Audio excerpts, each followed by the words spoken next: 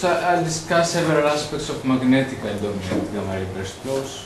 A few things about the dynamics, meaning also the acceleration of the flows, the role of dissipation for the prompt emission, and I'll discuss shortly some aspects of the early afterglow emission connected to the magnetization of the flow, and if we can learn something about the magnetization from the early afterglow. Okay, I can skip some introductory slides. I should say here that the GRB spectrum in the MEV range has been well observed and is very stable. It shows this very characteristic shape of power loss and and a break somewhere in the MEV range. So this is a very characteristic of the GRB emission. Although the light curves themselves, as we have discussed, every burst has its own light curve, where, however, you can see they are composed of large number of pulses, and you can see variability down to millisecond timescales. And then, of course, the fact that you see so much luminosity in the gamma ray band and fast variability implies that the flow is ultra-relativistic. So the questions in mind are how, of course, you launch this powerful flow, and why this flow is so clean. Of course, these are very hot questions. Unfortunately, I will not touch them much, but I will discuss different ideas, how the flow is accelerated, focusing on MHD models, and of course, very relevant, what processes are relevant for the gamma ray burst afterglow emission. I'll discuss this topic as well, and also what we can learn from the early afterglow emission. So, of course, this is the standard framework for gamma ray bursts. You launch the flow from a compact region. Most likely you have accretion disk and compact object here. You have acceleration and internal dissipation that causes the gamma rays. And further out, you drive shocks into the external medium, and you have the so-called afterglow emission. Of course, there are two main ideas how to extract the energy in the first place. One is related to strong magnetic fields anchored to a rotating body. That could be a parts of accretion disk, a millisecond magnetar, or the ergosphere of a black hole. In that case, you need magnetic fields as strong as 10 to the 15 or a few times 10 to the 15 Gauss. Alternatively, the accretion disk is very hot for typical GRB parameters. It emits plenty of neutrinos. If a substantial fraction of these neutrinos annihilates in the polar region, you can get very high, you can essentially drive a fireball out of this. Basic parameters of the flow is the luminosity and the mass flux. And then you can define this ratio, luminosity divided by m dot c squared, and this is the so-called baryon loading, or the inverse baryon loading, as I said.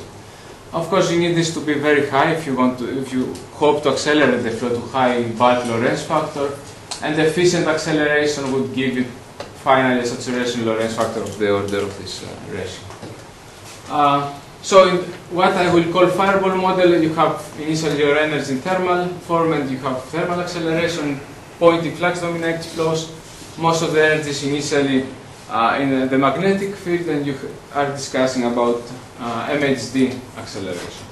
And I will focus on this latter aspect.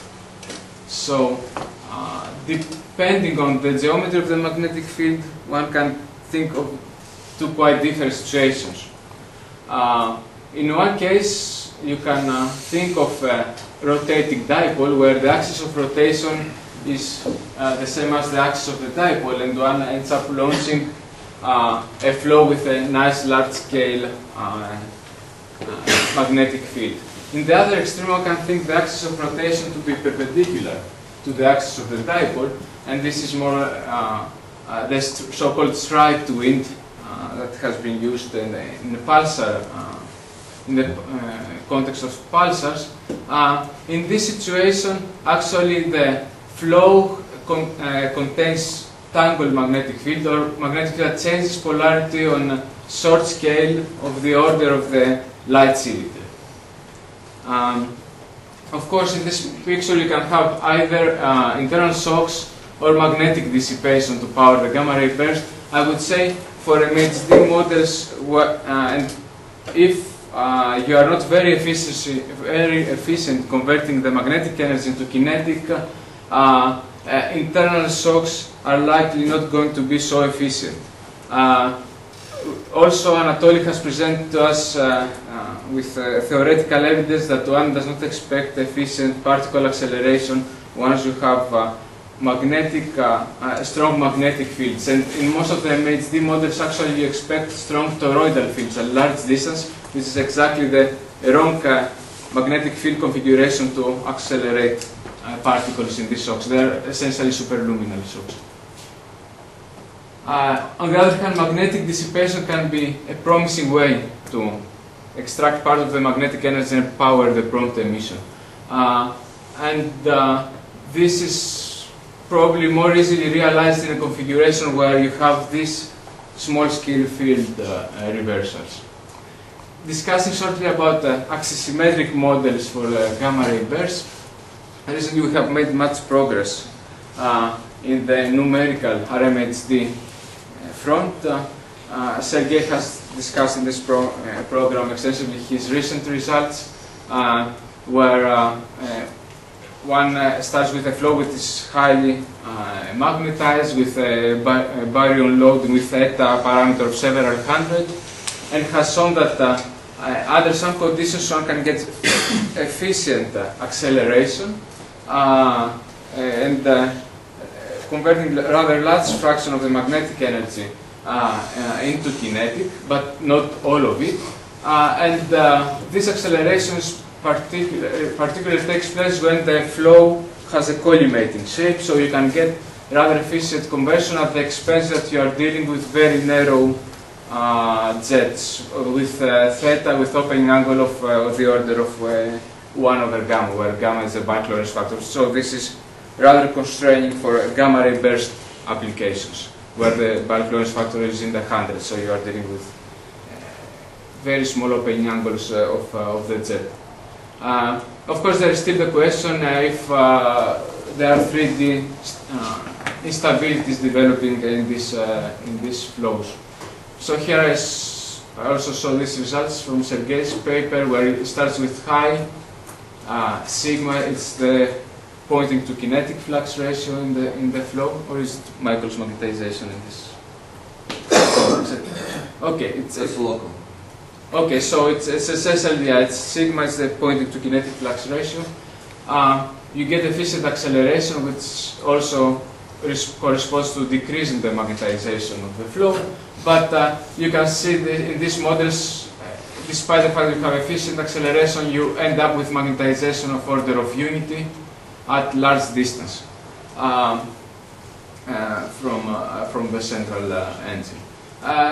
We did some estimates also with Henk Sprout on the possible effect of current-driven instabilities in the jet. So this is a simple one-dimensional model where by hand we put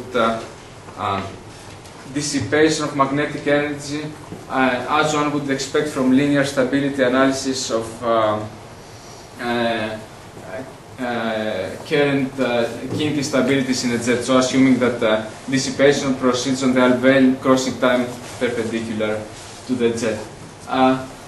What I just want to say here is that also in these models at large distance you end up maintaining some substantial magnetization or magnetization of order of unity, rough equipartition.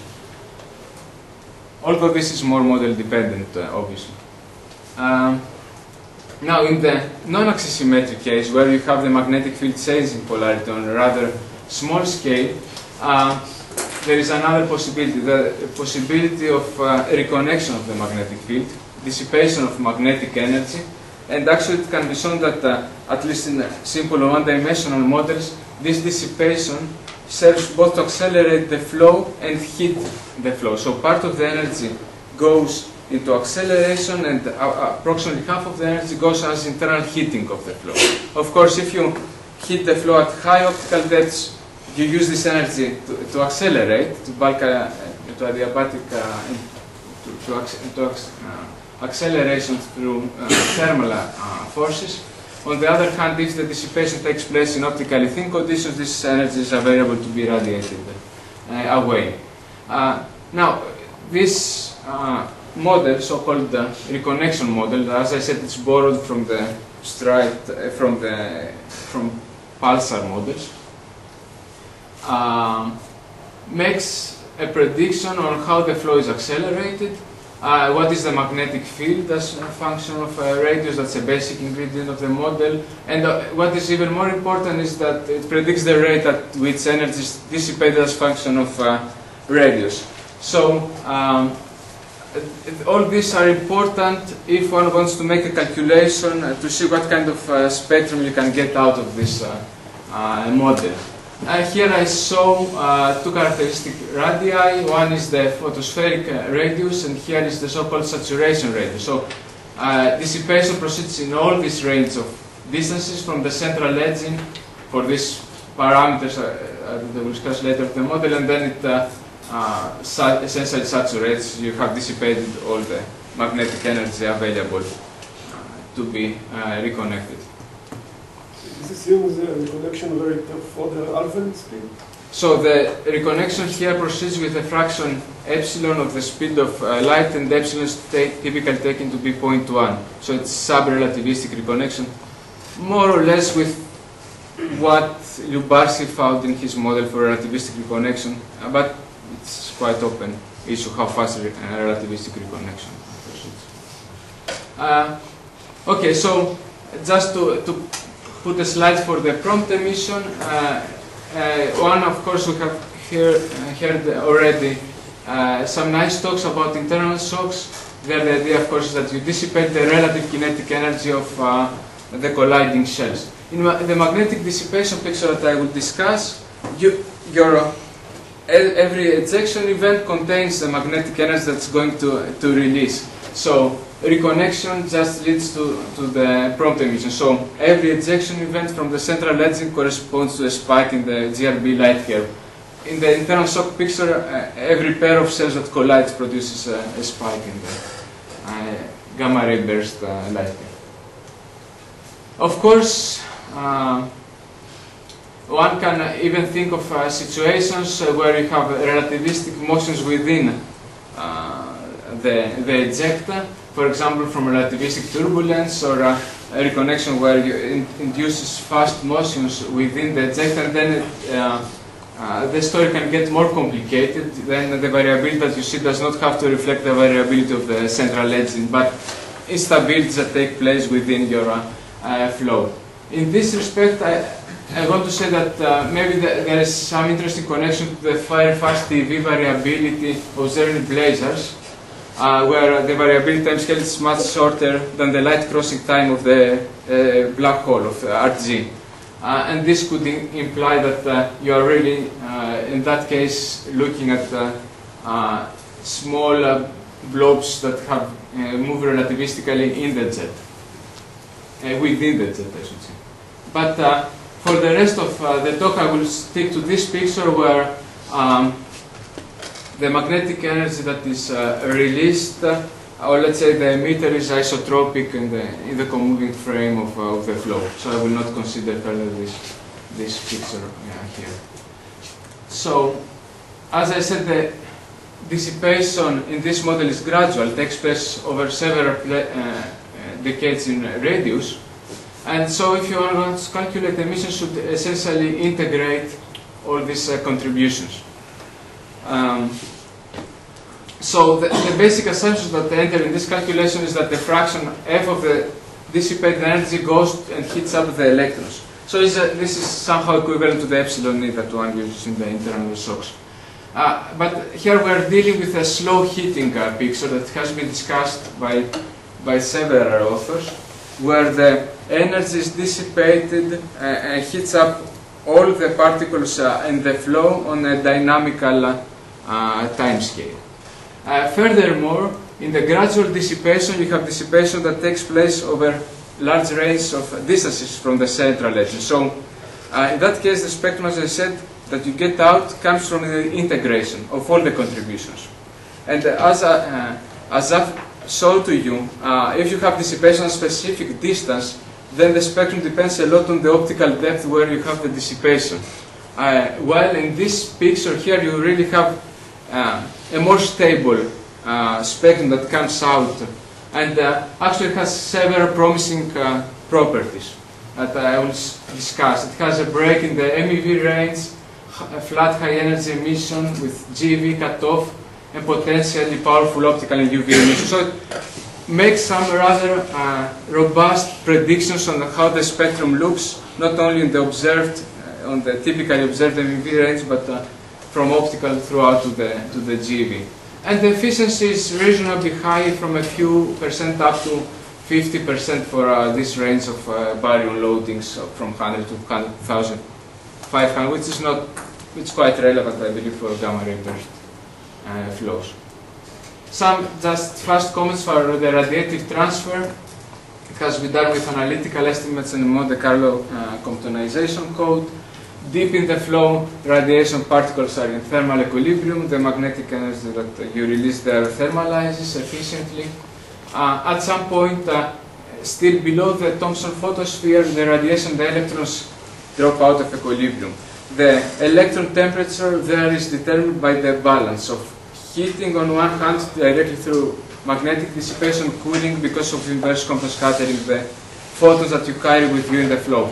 I should say this photospheric, or this thermal component of photons that you carry with you, is important for these calculations.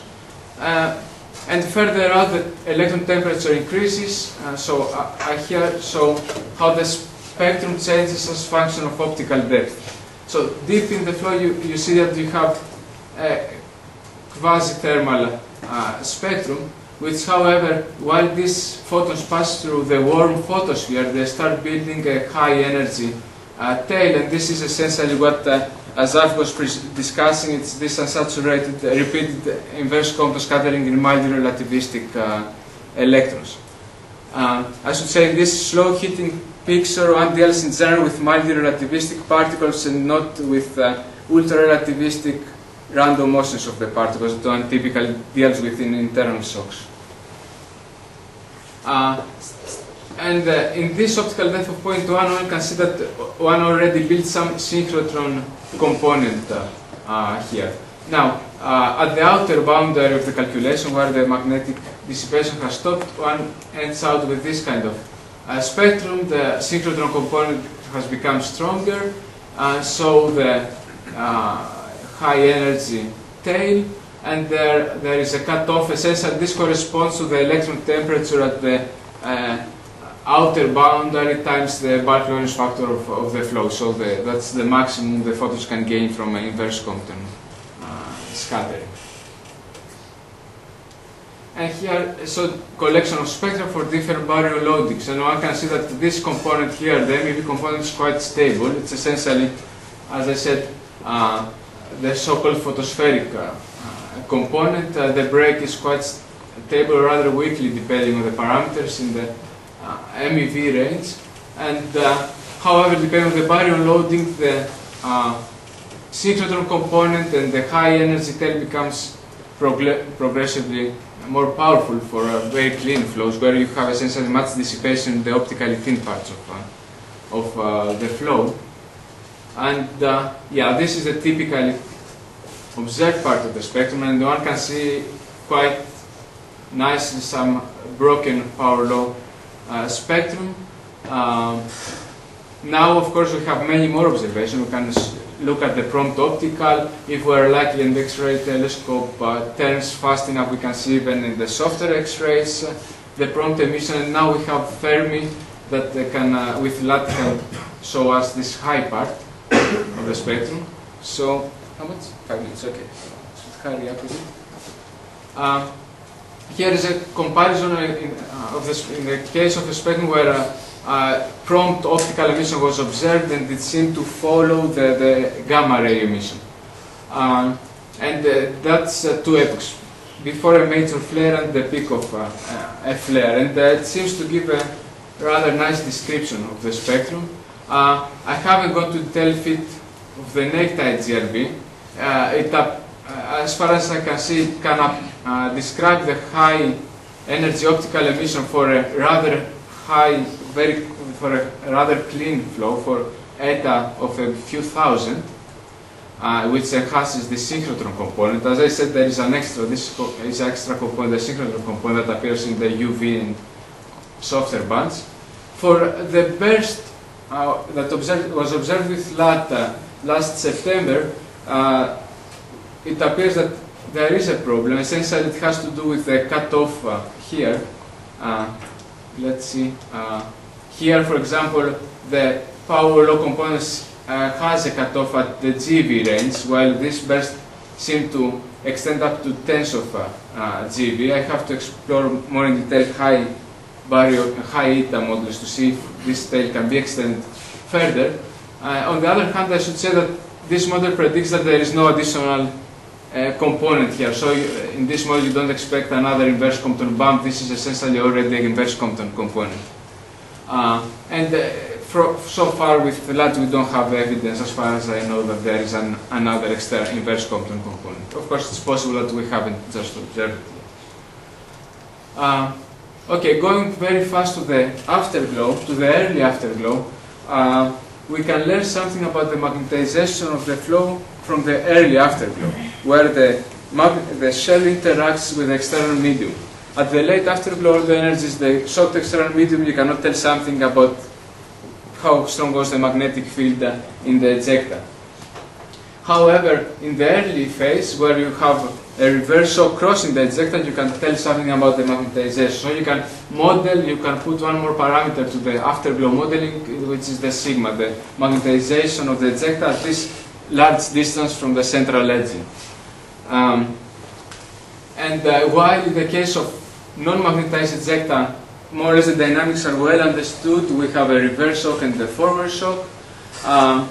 The strength of the reverse shock depends a lot on this psi parameter. Reverse shock emission comes early and predicts a powerful optical flash. There are somehow, of course, there are some ways one can reduce the strength of this optical flash.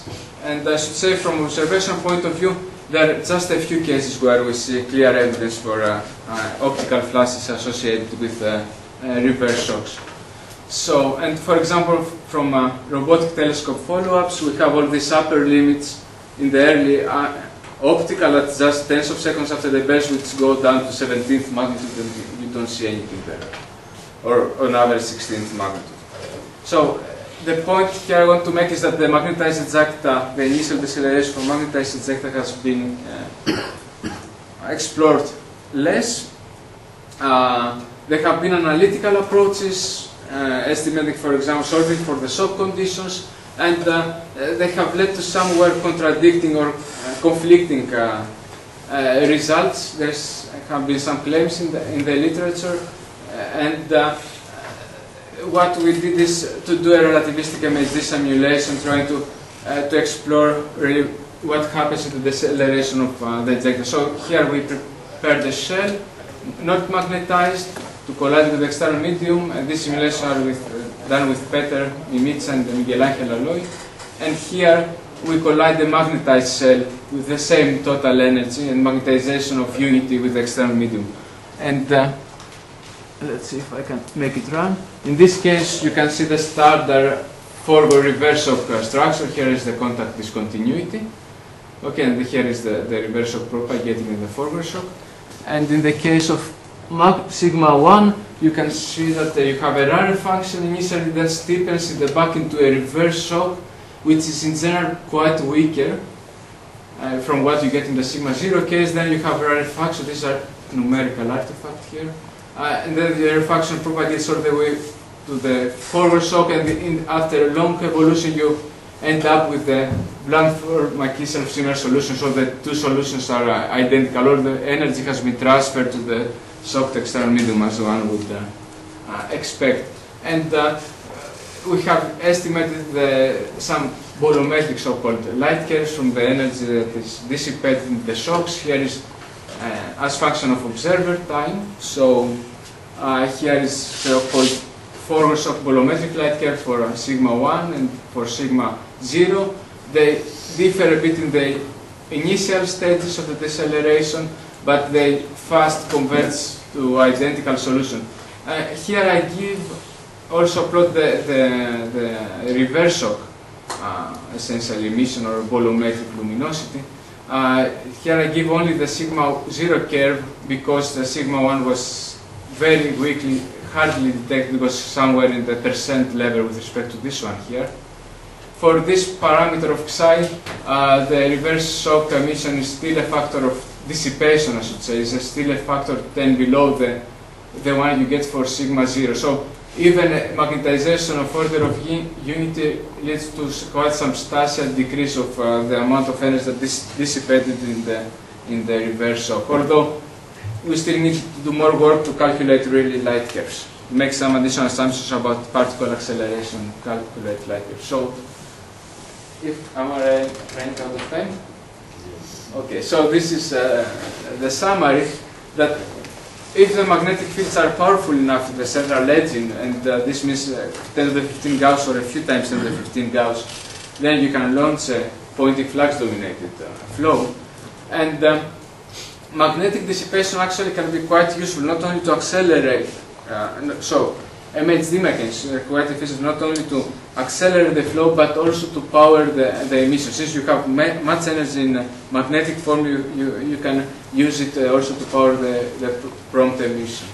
And now they have been done radiative transfer calculations, so there are some predictions from Poynting flux dominated flows, at least in the context of the reconnection model. So we have something to compare with.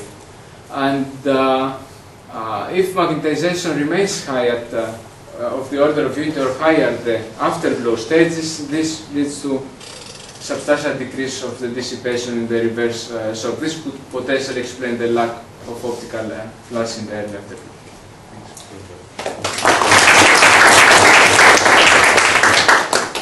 Questions? So in the model, you apply some model for particle acceleration in the reconnection region. I mean, how you get the spectrum? Yeah, so I assume thermal electrons. So, and of course this is a strong assumption here. So the energy is used to heat up the electrons and they have a Maxwellian distribution. However, one can show that it's not a crazy assumption in the sense that for this mildly relativistic temperature deals with in the slow heating models, Coulomb collisions can thermalize the distribution in the large optical depths below the photosphere, and the so-called synchrotron boiler, the synchrotron self-Compton, can be used as efficient thermalization mechanism at thin optical, at optically thin part of the flow. So, since you are magnetically dominated, synchrotron emission would in principle be the most efficient way to radiate, but as long as it's self-absorbed, it's actually a very efficient way to thermalize the distribution, and then you cool down through inverse Compton on a rather longer time. Yes, I'm rather asking about, okay, so for the shape you assume that ultra-attenuated Maxwellian, yeah, and how you fix the temperature of it? I mean, you have to assume something about the rate of the acceleration in the dissipation region. Exactly. So I use the reconnection model. I use the prediction for the rate of dissipation coming from the reconnection model. So the temperature of the electrons is found by equilibrium, essentially balancing heating from reconnection, from what is given as prescription from the reconnection model, and cooling from inverse Compton. What is this model for reconnection that we are using then?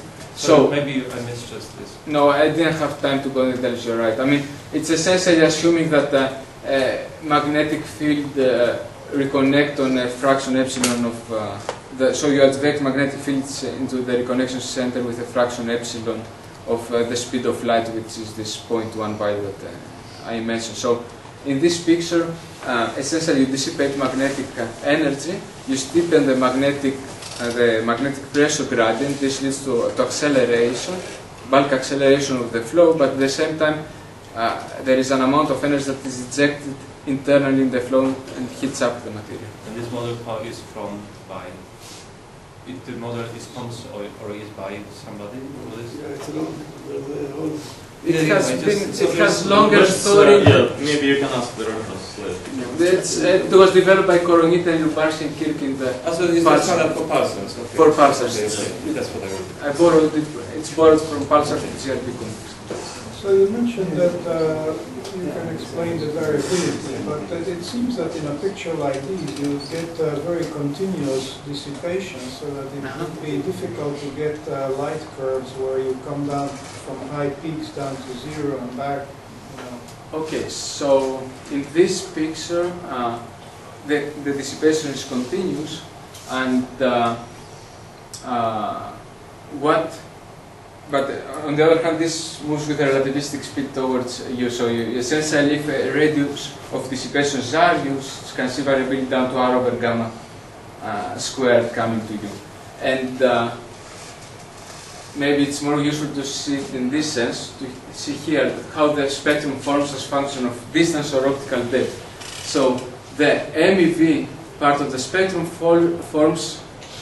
comes out essentially from the photosphere, which is the most compact region. And in that case, you can have variability down to essentially milliseconds. Your r over gamma squared is down to milliseconds. Potentially you do, but in the physical model it would seem you are so continuous that I don't see how you can get sort of down to zero and then back. Okay, so the idea there is exactly that the pulses, for example, you see have still to correspond to different ejection events. You have to modulate the luminosity from your central edge, and then you see directly this to manifest itself in the light here. So it's this is I have also a related question maybe, because in gamma reverse you see very different pulses, so very short ones and very long ones. But I mean, would you be able to make so different time scales? I think it's the problem also with the internal shocks, maybe less problem, but I think here it's, I don't know. Because so why is it different? I mean, in gamma reverse we have pulses which are sub-seconds, and sometimes we have, in the same gamma reverse, you have 20-second pulse. So that they are very different in duration. It doesn't mean that you have still very short events inside your flow. So in this picture, it's almost one-to-one correspondence to what happens in the central edge. So you have somehow to produce long ejection events with slower variability and also faster injection events. Do there exist any estimates of relative efficiency of reconnections? That is, what fraction of the jet of the point of flux you can dissipate through reconnections? For some model, for example, for rotating dipole. Yeah, it's essentially depends on what is your axisymmetric and non-axisymmetric component in your magnetic field, which more eventually depends on the inclination of your dipole in this very simple case of oblique rotator. So okay, it also depends on the reconnection speed, but did anyone try to make this estimation?